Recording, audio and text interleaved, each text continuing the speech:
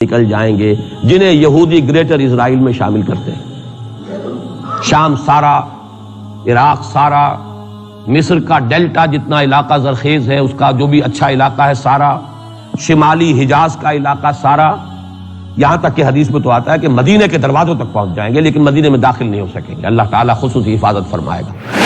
لیکن یہ کہ مدینے کے دروازے، اب مدینے سے اوپر کتنا حجاز کا علاقہ ہے، عرب کا، سعودی عرب کا، ترکی کا بھی مشرقی علاقہ جو ہے یہ سارا موجود ہے، احادیث کے اندر موجود ہے۔ تو یہ بڑی تلخ بھٹی آنے والی ہے۔ یہ کیوں ہے سزا؟ سزا اس لیے ہے کہ ہم نے اسلام سے بے وفائی کی، سیدھی بات ہے۔ اللہ کو تو نہ ہم سے کوئی دشمنی ہے نہ ہمارے دشمنوں سے کوئی اس کی دوستی ہے، معاذ اللہ ثم معاذ اللہ۔ اس کی دوستی کہاں، کفار سے کہاں ہوگی؟ نبوکدنضر کے ہاتھوں بنی اسرائیل کو پٹوایا تھا اگر، تو کیا نبوکدنضر سے دوستی تھی اللہ کی؟ اور کیا اسرائیلیوں سے اور یہودیوں سے کوئی دشمنی تھی؟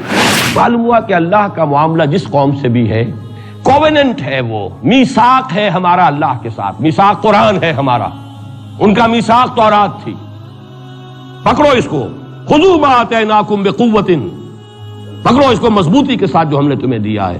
اگر اس سے بے وفائی کرو گے تو ہم سے کوئی تعلق نہیں، بلکہ تم مجرم ہوگے اصل۔ باقی لوگوں کے پاس تو کتاب ہے نہیں، شریعت ہے نہیں، دین ہے نہیں، ان کو تو پہنچانا تمہارے ذمہ تھا، تم تو ان کو کیا پہنچاتے، خود اس سے بے وفائی کر بیٹھے ہو، لہذا ساری دنیا کی گمراہی کی ذمہ داری بھی تمہارے کندھوں پر ہے۔ یہ ہے وہ جرم جس کی بنا پر سزا ملے گی، سزا کے مستحق ہیں ہم، اور ہم میں سب سے بڑھ کر عرب ہیں جن کی مادری زبان عربی ہے، جن کو صرف نحو پڑھنے کی ضرورت نہیں قرآن سمجھنے کے لیے، وہ تو از دل خیزت بر دل ریزت، براہ راست کمیونیکیشن قرآن سے ہو رہی ہے۔ وہ بے وفائی کریں تو ظاہر بات ہے مہا مجرم وہ ہے۔ لیکن پھر غیر عرب مسلمانوں میں اس وقت روئے ارضی پر سب سے بڑی مجرم قوم 10 کروڑ مغربی پاکستانی، یہ میں ڈنکے کی چوٹ کہہ رہا ہوں اور بہت عرصے سے کہہ رہا ہوں، اس لیے کہ ہم وہ لوگ ہیں کہ جنہوں نے اسلام کے نام پر ملک بنایا۔ کوئی ملک دوسرا دنیا میں اس وقت اسلام کے نام پر نہیں بنا۔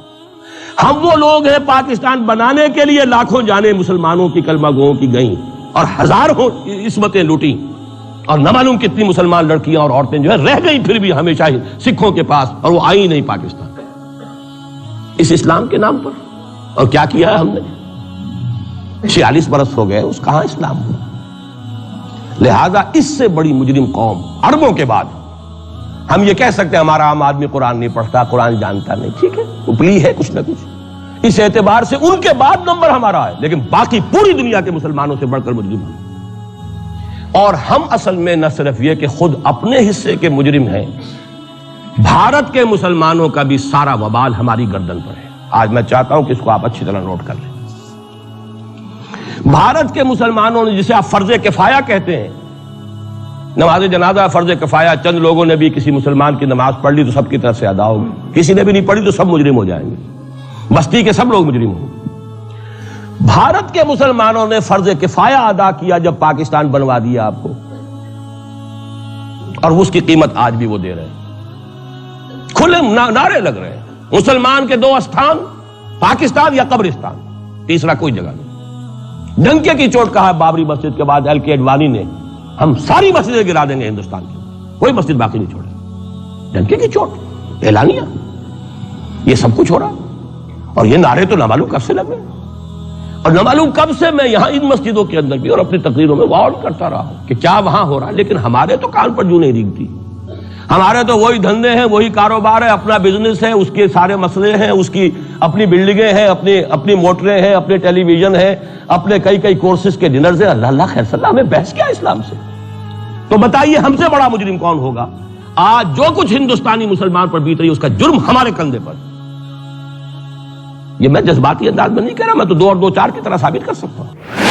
انہوں نے فرض کفایہ ادا کر دیا، اور اس وقت یاد کیجئے مولانا ابوالکلام آزاد، مولانا مدنی، جمعیت علماء ہند کے علماء اپنے تقدس اور اپنے تدین اور اپنے تقوی کے اعتبار سے انکویسچنیبل، کوئی شک و شبہ نہیں ہو سکتا ان کی نیت پر اور ان کے تقوی پر اور کردار پر، انہوں نے کیا کہا تھا؟ یہی کہا تھا کہ یہ پاکستان بنا کر تم مسلمانان ہند کو 3 حصوں میں تقسیم کر دو گے۔ 3 میں کہا تھا، 2 میں نہیں، 3 میں، حالانکہ بظاہر تو ایک پاکستان بن رہا تھا نا، لیکن یہ مولانا ابوالکلام آزاد کے الفاظ تھے کہ 25 برس سے زیادہ یہ 2 خطے یکجا نہیں رہ سکتے، اور 25 برس کیا 24.25 برس میں ٹوٹ گیا پاکستان. 25 برس پورے نہیں ہوئے اور ان کے الفاظ سے یہ کہ 25 برس سے زائد جمع نہیں رہ سکتے. 24.25 برس میں ختم ہو گیا. 16 دسمبر 1970 کو پاکستان ختم ہو گیا کہ نہیں ہو 71 کو. بہرحال نوٹ کرنے کی بات ہے. انہوں نے ہم نے کیا کہا تھا, میں بھی مسلم لیگی تھا, میں نے بھی نعرے لگائے ہیں, چاہے غیر شعوری دور تھا, ہائی اسکول اسٹوڈنٹ تھا. پاکستان کا مطلب کیا, لا الہ الا اللہ, فلک شگاف نعرے لگائے ہیں. اور نوائے وقت کا پرچہ انتظار کرتے تھے اسٹیشن پر کھڑے ہو کر, حصار ریلوے اسٹیشن کے اوپر, کہ اب گاڑی آئی اور اب نوائے وقت لیا اور پھیل گئے پورے شہر میں اس کو پہنچانے کے لیے. ہم کیا کہا کرتے تھے, ارے نہیں, دو طرف سے پاکستان جو ہے مضبوط پاکستان ہوگا. ہندوستان میں کسی ہندو کو جرت ہوگی مسلمان کے لیے کوئی میلی نگاہ سے دیکھنا بھی؟ وہ سارے خواب کہاں گئے؟ جو ہمارا حال ہے وہ تو ہونا ہی تھا. یہ ملک بنا اسلام کے نام پر, اس کا استحکام ہو سکتا تھا تو صرف اسلام کی بنیاد پر ہو سکتا تھا. اسلام سے غداری کی, لہذا یہاں تو اب قومیتیں ہیں, یہاں تو اب ایتھنک اور ریجنل اور نہ معلوم کس کس قسم کی اور لنگوسٹک جو ہے نیشنلٹیز ہیں, نیشنلزمز ہیں, وہ جو ایک امت ایک وقت میں بن گئی تھی, ایک قوم, مسلم قوم ہندو کے مقابلے کے لیے, وہ تو ختم ہوئی. اور حال کیا ہو گیا ہے, اس سے پہلے بھی کبھی کبھی ہندو مسلم فسادات ہوتے تھے. کیا سندھ سے مسلمان نہیں پہنچ جاتا تھا وہاں ریلیف کے لیے؟ کیا پنجاب سے اور سرحد سے مسلمان نہیں جاتے تھے, بہار نہیں گئے تھے؟ کیا کانپور کی مسجد شہید ہوئی تھی 1915 میں تو پوری ہندوستان سے مسلمان نہیں پہنچ گئے؟ آپ کیا کر رہے ہیں, مندر گرا دیے. یہاں بڑی بہادری کا کام کیا, مندر گرا دیے. شرم سے ڈوب مرنے کا مقام ہے. یہاں بھی گویا کہ ہم اپنے عمل سے اسلام کی مخالفت کر رہے ہیں. اسلام تو اجازت نہیں دیتا. آپ کسی اور کے جرم کی سزا کسی اور شخص کو نہیں دے سکتے. ہمارے پاس تو یہ سیکریٹ ٹرسٹ ہیں. یہ لوگ ذمہ وہ اپنے آپ کو منواتے نہیں, لیکن ہمارے تصور سے, اسلام کے تصور سے ذمہ ہے. ان کی جان, مال, عزت, آبرو, ان کی عبادت گاہوں کی حفاظت کا ذمہ ہے ہمارا. ایک بڑی بہادری کی ہے. ذرا سوچئے تو صحیح, کیا دنیا نے سوچا ہوگا, اور نتیجہ کیا نکلا. اگر کسی درجے میں بھی بابری مسجد کی شہادت پر کوئی دنیا میں کوئی رائے عامہ ہو سکتی تھی, کوئی ہندوستان کے خلاف, ختم ہو گئی. جو انہوں نے کیا 10 گنا تم نے کر لیا. تم نے ایک مسجد گرائی ہے, تم نے اتنے 100 کہتے ہیں, پتہ نہیں, مجھے تو معلوم نہیں 100 گرائے کتنے گرائے ہیں. بہرحال جتنے مندر تھے تم نے گرا دیے. فرق کیا ہے؟ ایک کردار ہے تمہارا, ایک ہی تمہارا اخلاق ہے, ایک ہی تمہارا معیار ہے, کوئی فرق ہی نہیں. بلکہ وہاں تو کم سے کم یہ تو رہا ہے, دنیا کی آنکھوں میں دھول ڈالنے کے لیے کم سے کم یہ کہ فارن منسٹری جو ہے اس نے ڈیزائن کیا. ہم نے مان لیا جی ہم نہیں کر سکے, ہم مجبور ہیں. حالانکہ سب ان کی اجازت سے ہوا ہے, بلکہ ان کی ملی بھگت سے ہوا ہے. لیکن یہ کہ کلیان سنگھ نے فوراً استعفیٰ دے دیا, منسٹری ختم. پھر وہ بھارت کی مرکزی حکومت نے اور بھی پارٹیز کو بھی بین کر دیا, اور اس کے بعد یہ ہے کہ انہوں نے حکومتیں بھی 3 اور صوبوں کی توڑ دی. وہ تو سرخرو ہو گئے پوری دنیا کی جو رائے عامہ ہے. ہم اس کے سوا کیا کر سکتے ہیں؟ ہمارا ایک دستور ہے, دستور میں جو بھی صوبائی حکومت ہوتی ہے اس کی اجازت کے بغیر ہم فوج بھیج نہیں سکتے. وہاں پہ صوبائی حکومت تھی, اس نے ہمیں یقین دہانی کرائی تھی, سپریم کورٹ کو بھی یقین دہانی کرا دی تھی کہ مسجد کو کچھ نہیں ہوگا, تو ہم تو اس کے اوپر ڈیپینڈ کر رہے تھے.